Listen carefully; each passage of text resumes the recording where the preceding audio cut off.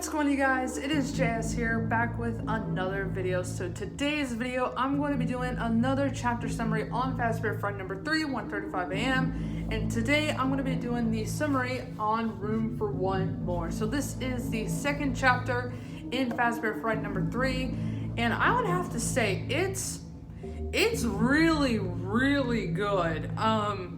There were some parts, like I think just one part when I was just super confused, but on and all, I really enjoyed this read, and this chapter is a lot shorter than others. I don't know if you guys can really see that well, but it's a very quick read. It only takes like maybe 10-20 minutes to read the whole chapter, but I would have to say this is a good chapter. I would have to give a rating for it a 4.5 out of 5. Now literally the only reason, I know this sounds very stupid, for, you know, the other half of it not being there is because of the cliffhanger. It just left me confused, but also at the same time it left me very suspensed as well for what the chapter could have ended like. So yeah, I am just very excited to get into it. And before we do, I just want to warn you guys there's going to be major spoilers for this chapter. So if you don't want to listen to it, that's going to be okay. But if you want to stay and listen, then sit back, relax, and enjoy. So yeah, let's go ahead and get right into it. So the main character of the chapter is called Stanley. Now Stanley works at a secret location that no one ever goes through. It's only just him and others that work there, pretty much. The location is pretty much a hidden place. Like I said, no one even goes there, no one even passes by it, and you can't even see it at all. And he's been working at that location for 1.5 years, so not that long, but the only thing that made him really stay at the job was him getting his paychecks. And this facility that he works at is underground. And what do we know that's underground? Sister location. So I believe it's called Circus Baby's Rentals. Yeah, it has to be Circus Baby Rentals because I remember them saying it, or something like that from Help Wanted. But that's really the only place I can really think of that has an underground facility. So he basically describes it as it has this strange odor, this says has a bio waste bin that has a mixture of odors like chemicals and then rotting food, and then his most disturbing smell that he smells all the time is rotting flesh, which So the only way to get into the facility is with an ID badge. Literally the only way you can get in is with an ID badge. So only pretty much Stanley and the owner of that location can pretty much get in. So because it is underground, it's very dark, and it also says it lacks ventilation, which is interesting. And there's also a level of dampness as well. So whenever Stanley is working at the location, he hears banging and the machinery and stuff. Which whenever I read that, I'm thinking it was possibly maybe the sister location animatronics. I'm not entirely sure. I don't even know if they were in there, but it's possible that they were. Especially after, I read this chapter. And he says that it's also strange of him being a guard for something he doesn't even know what he's guarding, which,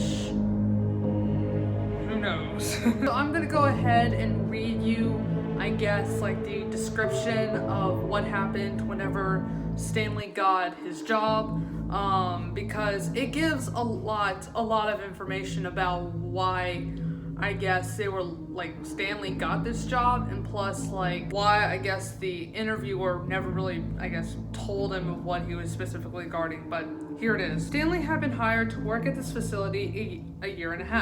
At his job interview, it became obvious that this job was unlike any other security guard position he had ever held before. The supervisor who hired him was a strange little bald man in a too large suit who fidgeted and seemed to have a hard time meeting Stanley's eyes. "It's not a difficult job," the man had said. You sit in the security office, watch the building's exits on the monitors, and make sure nothing gets out. Nothing gets out? Stanley had asked. In other jobs, I've always watched to make sure nobody gets in. Well, this isn't other jobs, the twitchy little man had said, taking a sudden interest in the papers on his desk. You watch the exits and you'll be fine. Yes, sir, Stanley had said. He was confused, but he didn't want to make trouble. He had been laid off from his previous position, and the bills were piling up. He needed the job. When do you think you can start? The man had asked him, looking the general direction of Stanley's face, but still not meeting his eyes. As soon as you need me, sir, Stanley had been expecting in a more rigorous interview. Usually for security jobs, there were a lot of questions, personality tests, references to be followed up on, and an extensive background check.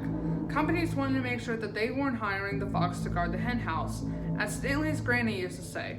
Excellent, the man had said with what was almost a smile. We've had such vacancy, I'm afraid, and we're in urgent need of someone to fill in the position. Guy up and quit on you? Stanley had asked. In a manner of speaking, the man had said, looking past Stanley. Unfortunately, the prior security guard passed away suddenly.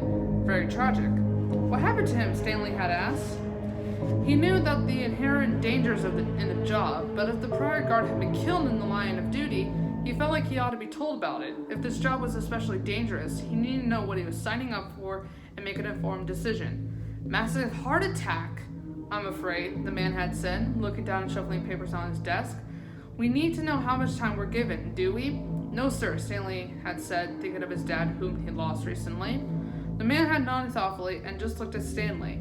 But I think you'll find it an easy job. Just keep an eye on those exits, make sure everything that's supposed to be in the building stays in the building, and you'll be fine. Yes, sir, Stanley had said. Thank you. He had reached out and shook the man's cold, bony little hand, and just like that, he had the job. Now, as soon as I read that part, it kind of gave me an idea of what's gonna come, and you'll see in a bit. So basically, after he had the interview with that guy, he literally never saw him again. It's just like that one day, boom, he didn't see him again. Don't know why. And then whenever I think of nothing gets out, because you know you're not supposed to let anyone in, whenever he said don't let anything get out, I'm thinking it's the Fun Time Animatronics, or maybe just animatronics in general. I'm not sure. So we also learned more about Stanley's past life. So we learned that he had a girlfriend called Amber. You know, they were together for a very, very long time, and it seemed like a very close relationship. But in that time, 2 weeks ago, Amber broke up with him, and now he's still hurting about it. So whenever he was, just thinking about that after, he was thinking about his interview and also Amber, he was like, okay, I need to get back to work, and he decides to fall asleep, but he woke up to an alarm, and after he woke up, he just went back to sleep for another 2 hours, and then after the 2 hours, he woke up, and there was something on his desk. Now, let me describe it to you, and see if this sounds familiar. Upon closer inspection, it appeared to be a toy, a doll of some kind with jointed arms and legs. It wore a tiny white tutu, and its little feet painted white. It looked so like it was wearing ballet slippers. Its arms were raised in a ballerina who was about to do a pirouette. Stanley smiled to himself in ruminating knowledge of ballet terminology. All those terms of being dragged to his older sister's ballet recitals as a kid had at least taught him something. The simple jointed doll also reminded him a little of the jointed dolls that had been in his high school art room. The wooden dolls could be arranged in a variety of positions to teach students how to draw the human form. But unlike the art room dolls, which were faceless, this ballerina doll had a face. But it wasn't the face you'd expect. It would seem logical for a ballerina's doll face to be painted to look like a beautiful girl's. Not this one. Its face was clown white. Its big black eye sockets were blank and empty. It had no discernible nose, but its big black mouth was a toothless, grinning, gaping hole. The face didn't match the body at all. Why would somebody paint a ballerina's doll's face in such a ghoulish style? And if you think about that, it sounds exactly like the mini arenas that we see in Sister Location. So I feel like this does confirm that Stanley is working in Circus Baby's rental. Who knows? So he starts, messing with the doll, like he made her do the splits and then also the position of the Russian folk dance. And then he heard the doll say, "We like you." And she kept like repeating and repeating that, and he was like, "Wait, what was that?" And she just like kept saying other weird things. It's like, "I like being close to you, you're so warm and squishy." And it just like made him like really confused. It's like, okay, thank you. And then she also said, "Take me home with you." Oh jeez, I feel like and he's like saying, "I also kind of like you." So he's having a interest in the doll for some odd reason. So after he plays with the doll a bit, he wants to finish his nap. So I'm gonna go ahead and read this to you and just listen. Stanley was at Luigi's spaghetti house eating at a table by himself. He was cutting the spaghetti into little sticks with his butter knife, which used to drive Amber crazy. "You were supposed to twirl it on your fork," she said, using your spoon to keep the noodles from falling off. To Stanley, this always seemed like an unnecessary delay of getting food into his mouth. He felt the same way about the chopsticks when they ate at Wong's place, which Amber always insisted on using while Stanley effectively shoveled into his General Tso's chicken with a fork. But Stanley and Amber weren't eating anything together anymore. She was sitting at a cozy table in the corner with a handsome, well-dressed man. They were talking and laughing and feed each other bites off their plates. Stanley felt embarrassed to be sitting at his table alone, but Amber and her date didn't seem to see him. It was like he was invincible. Stanley looked around the dining room to avoid looking at Amber and her new boyfriend. At the head of the room, where there was usually a piano, was a casket. Stanley's dad lay inside it, his sunken cheeks too rosy with makeup where the Morrison had tried to disguise his dad's pallor. Everywhere he looked, Stanley saw someone he had loved and lost. He looked down his plate to avoid seeing anyone else. His spaghetti had turned into a tangle of writhing, wiggling worms. The worms crawl in, the worms crawl out. Then they eat your guts and they spit them out. Stanley remembered the gruesome song from the playground when he was a kid. It was morbid, sure, but when did they know of death back then? But now his childhood was gone. His dad was gone, Amber was gone. Why did everything good have to go away? He picked up the plate of worms and hurled it across the room. The plate shattered against the wall and left a red smear of spaghetti sauce studded with chopped up noodles.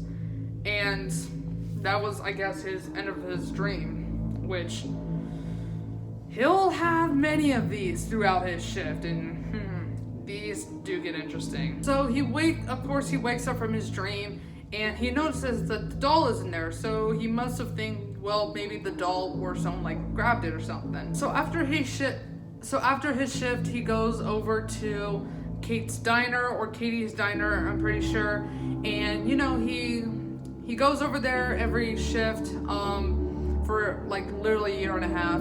So he goes to the Sydney diner and he grabs like a nice healthy breakfast. But after he eats it, his throat starts to hurt, like, having a sore throat, like having needles pin at your throat. And he's like, "Oh, that's weird. Like, maybe it'll go away sometime." And the owner, Katie, is just like, "Well, maybe, since there's a lot of bugs going around, maybe you're starting to catch it." And he's like, "Yeah, probably. I think I'm probably gonna get this." So on his way home, he goes to a drugstore and he gets a little throat medicine to, calm his sore throat. But every time he tries to swallow it, it literally hurts him. So he decides to go and take a shower, and whenever he, was taking off his security outfit, he noticed that his left arm is swollen. Doesn't make any sense, right? And that feeling, and also he's having a feeling that his arm is also numb as well. So it's swollen but numb.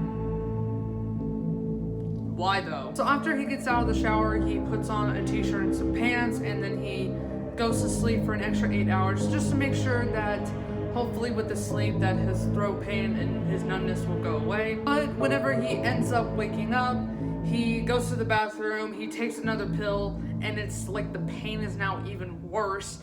And whenever he notices in the mirror, his eyes are bloodshot red. Maybe lack of sleep? Who knows? After, he rests for a bit, he gets ready to go to work. He puts on his he puts on his outfit, but he's having a difficult time putting on his security shirt because his arm is swollen and he's having trouble getting to work. So whenever he got to work, he saw that the doll was there again, and she was like take me home, please take me home. And he's like, okay, I will. So, and he's like, okay, I'll make a deal with you.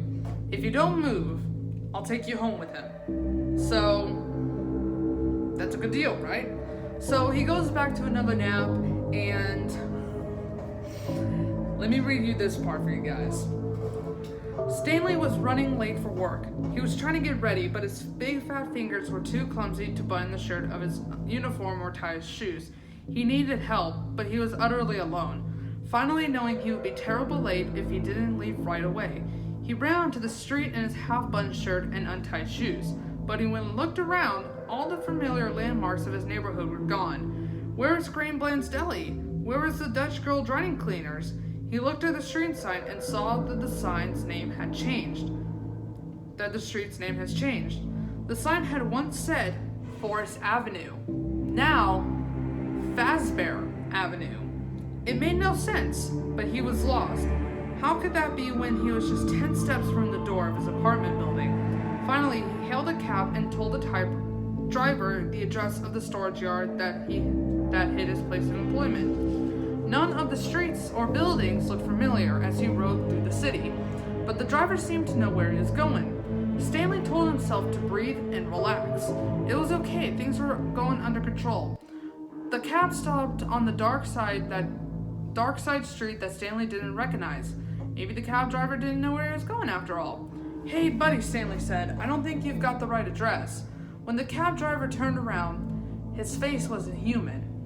It was a bizarre robotic version of an animal's face, pink and white, with a long snout, long ears, and glowing yellow eyes.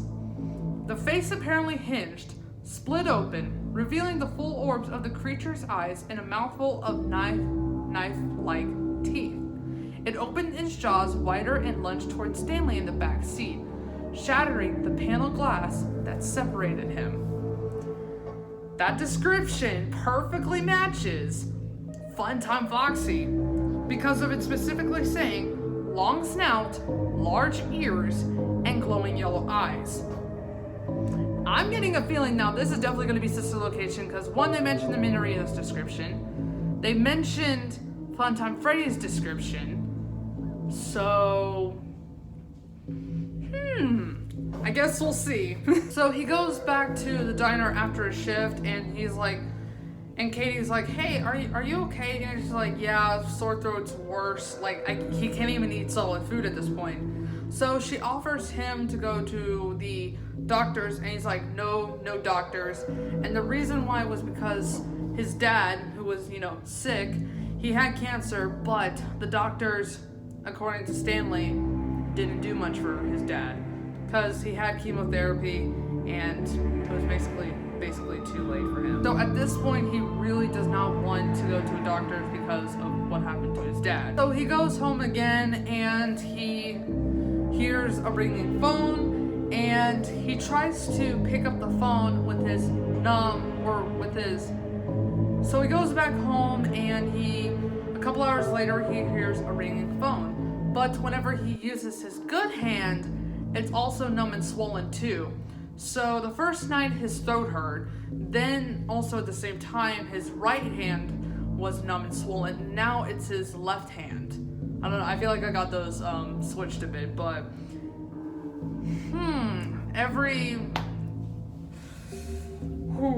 So his sister calls him. It's like, hey, are you okay?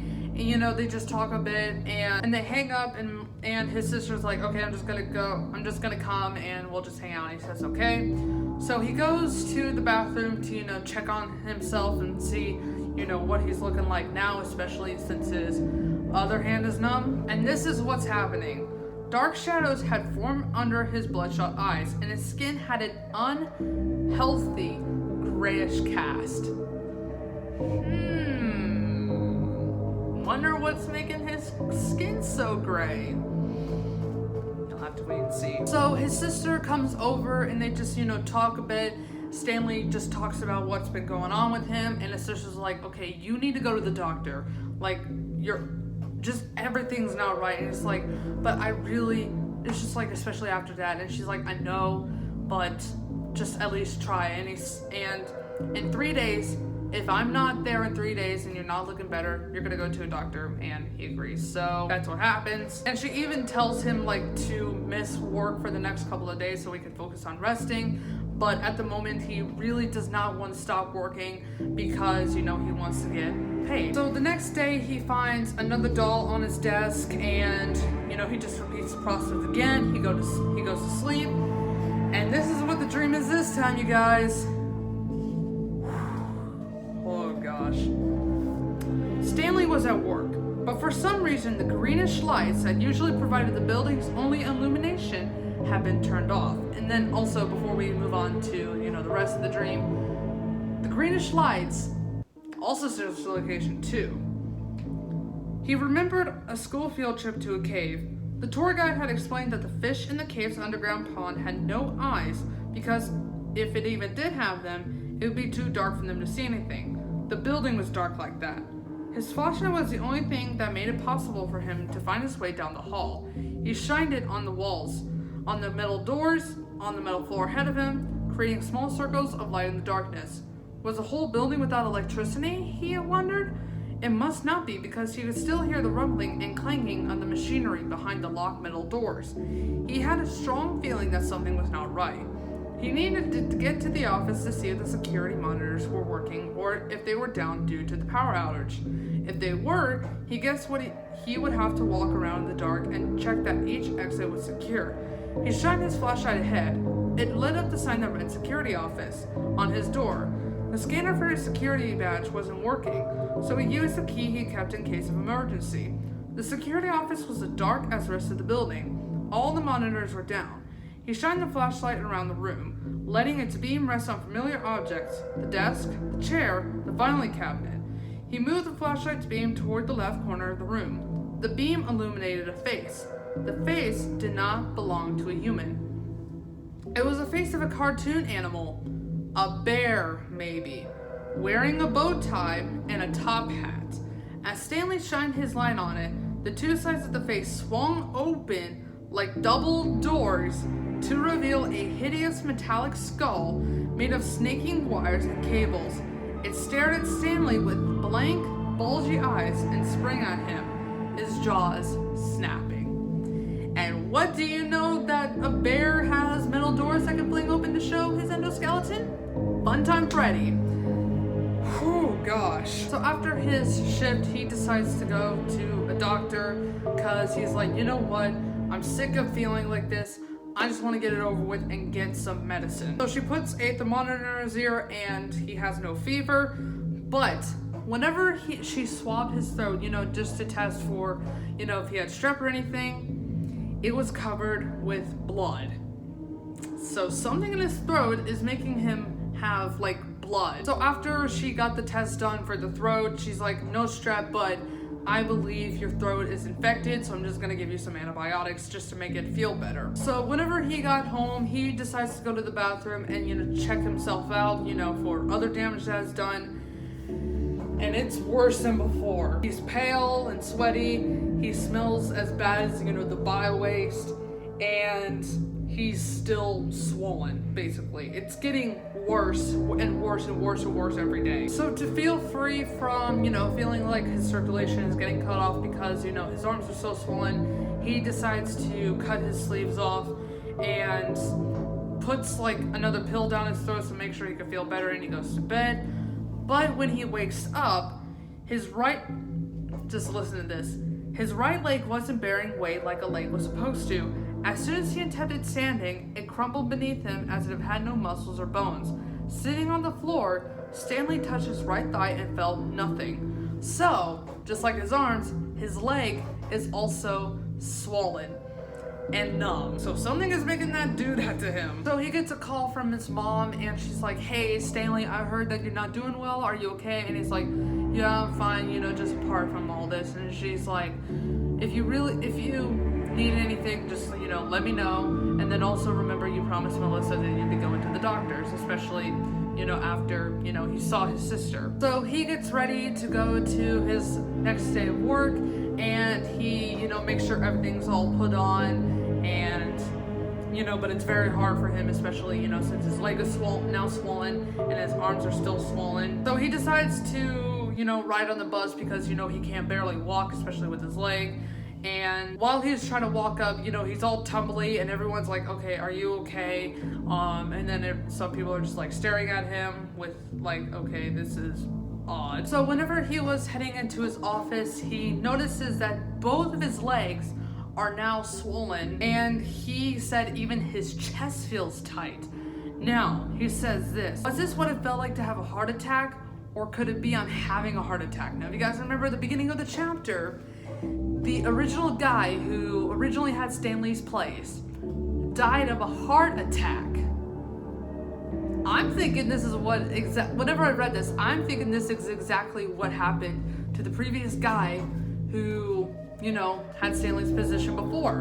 And that's why, everyone, was dying. So he decides to write Amber a note because he's like, okay, yeah, I feel like, this is it, basically. So he writes her a sweet little note, and he was like, and he keeps it just in case, he gives it to her. So again, that night he sees another Minorita or ballerina doll on the desk, and she's like, we like you, take me home. And whenever he, the doll's saying that, he's like, he noticed the doll's missing an arm, so he's like, what happened to your arm? And she's like, take me home. And then he notices like, okay, the tutu is fine, and the sounding we like you, and then he finally understood, because every single night there's been a different type of doll, because either like maybe an arm was missing, the tutu was like damaged or something like that. So it's like either an arm was missing, a leg was missing, or like the tutu was all damaged. So he's thinking, okay, after the doctor, I'm gonna go ahead, find another job, listen to what Melissa's saying, and then he's even thinking of asking Katie out. So he falls asleep again, and this is what it is. He was in a dentist chair. The dental assistant was a robot outfitted as a ballerina. Unlike the little doll's face, her face was painted to look feminine and pretty, with long lashes, pink lips, and pink circles on her cheeks. Her blue metal hair was sculpted into a ballet bun. She hovered over him, holding what looked like several wide belts. We have to strap you in, she said, her voice feminine and sultry. The doctor doesn't like squirming. She bound Stanley to the chair with leather straps around his shoulders, his arms, his legs. He wanted to move, wanted to fight with being restrained, but he could not will his body to act. He was paralyzed. The dentist entered wearing dark safety goggles and a surgical mask. Stanley was leaned back, his mouth open, his hands in a white-knuckle grip in the chair's armrest. The dentist was silent and rough and was trying to stretch Stanley's mouth open wider and wider. No, Stanley was saying in his head, stop! It won't open that wide. It can't. The dentist reached up and tore off the goggles and mask. The face Stanley saw was a clown-white mask with big black eye holes and a black gaping grin. Yellow glowing irises shine through the black eye sockets. The face. He knew that face. The thing's hands pushed his mouth open even wider than he could stand. His lips were going to split at the corners. His jaw was going to break. Stanley woke up, but the feeling of stretching didn't stop. The face in the dream. Stanley knew that face. Stanley was distracted from his thoughts by the sensation of his own face. There was something moving on his face. The ballerina doll was standing on his chin, using her one arm and one of her legs to try and stretch his mouth open wide enough. Wide enough for what? Staley's heart races fast, and finally he understood. Wide enough so she can fit inside. So the reason why his throat has been so dry, or like not dry, but hurting, is because the mini Renas are literally digging inside his throat, causing it to be irritated every single day and go to every single part of his limbs, like his arms and legs, and that's why they are so swollen. She was like, okay, I had enough of this, and I'm gonna go ahead and leave because I'm done with this. Okay, I'm just gonna go ahead and read this last part because Stanley staggered out of the office and down the hall.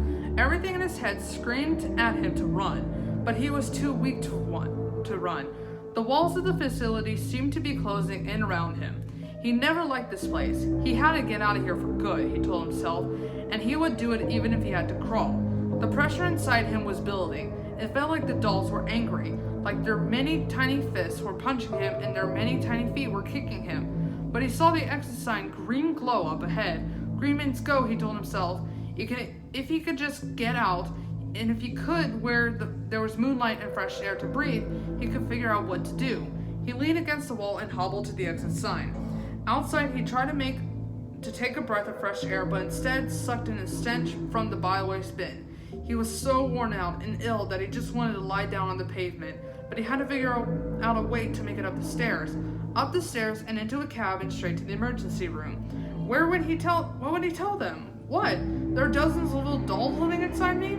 They crawl down my throat while I sleep.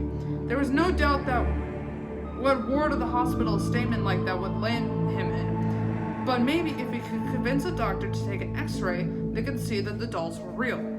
Voices. Stanley's thoughts were interrupted by tiny, muffled, little girlish voices. They were muffled because they were coming from inside him. From his left arm, I like being close to you. From his right leg, we like you. From his belly, you're so warm and squishy. Stanley stumbled back, almost falling. Standing was becoming more and more difficult. The pressure was building inside him, becoming unbearable. He felt like he might explode. Could that happen? Could a person actually explode? The tiny one-armed doll was standing framed in the facility's doorway, posed like she was about to do a pirouette. The yellow iris of her carnivorous eyes, blacks, focused on Stanley like lasers. Her smile was wide. She tilted her head in a way that under other circumstances might have been cute.